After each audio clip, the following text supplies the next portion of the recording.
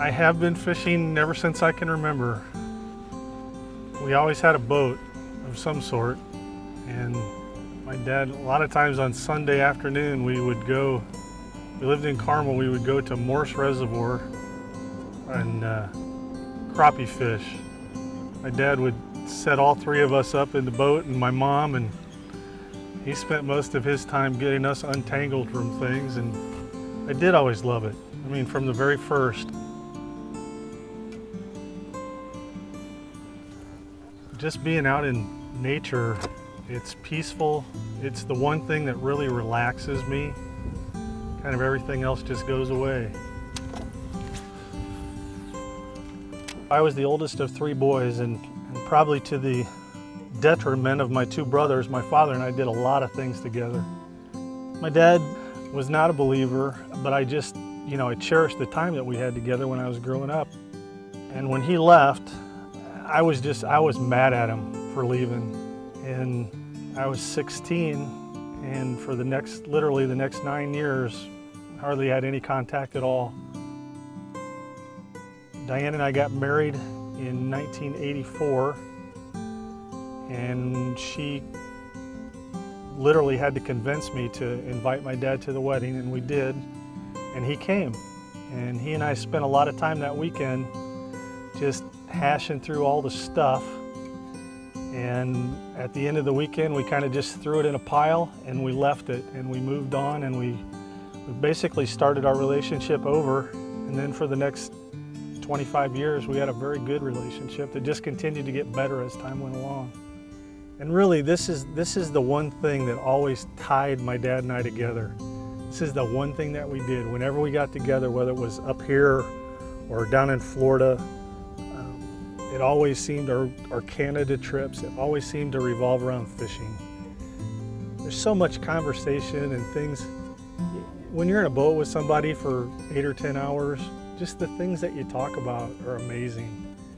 And I learned a lot from my dad just spending time in a boat, listening to what he had to say. And when my dad got sick, my dad got cancer, and they gave him about 18 months to live once they discovered it was stage 4 liver cancer. And our conversations about God and things really deepened and really were much more often after that. And I would love to say that I was the one who led him to Christ, but that didn't happen. But I like to think that God used all those conversations to continually move Dad along. But the biggest thing for him was he always said that he was afraid to die. But he knew he was going to, and it was coming faster than he wanted it to, but he was afraid to die. And I just said that he didn't have to be, because when we die, obviously there's two places. From everything I know, there's two places we go, and it's heaven or hell. And there's an option that you can make or take to get to either one. I was coming home from Kendallville one day from a sales meeting with a client up there, and my dad called, and he started out the conversation. He said, "I just want you to know that I'm not afraid to die anymore."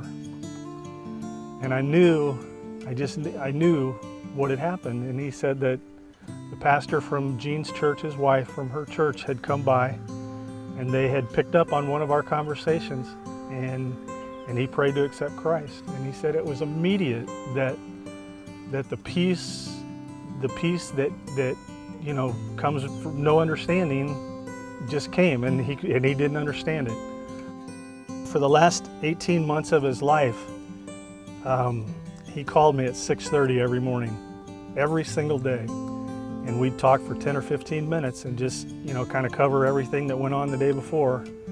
And then, he would say, "I love you, and I'll talk to you tomorrow." And we'd hang up, and that would be it. But we talked every day for 1.5 years, which was awesome. I wouldn't trade that for anything. But for a long time after Dad died, then that phone not ringing every morning was just a constant reminder that he wasn't here anymore, and that we weren't going to have those conversations anymore, and that was really hard. I miss my dad terribly. It will be 3 years ago, July 6th, that my father passed away. And probably it's just been in the last 6 months that I've really been able to cope with that. It was almost overpowering at times how much I missed them. I don't know how people deal with death of loved ones who don't have a hope that they're going to see each other again. That was a huge thing for me, was to know that I will see my dad again, and my mom again too. My brother, I don't know. And I still have another brother who I know is not saved. He's as far from Christ as he can be and wants nothing to do with that conversation at all. But I will see my mom and dad again, and I'm very thankful for that. And I think Dave says, you know, 1 out of 1, every one of us is going to die eventually. So I'm okay with that. I know where I'm going, and I know the people that are there waiting.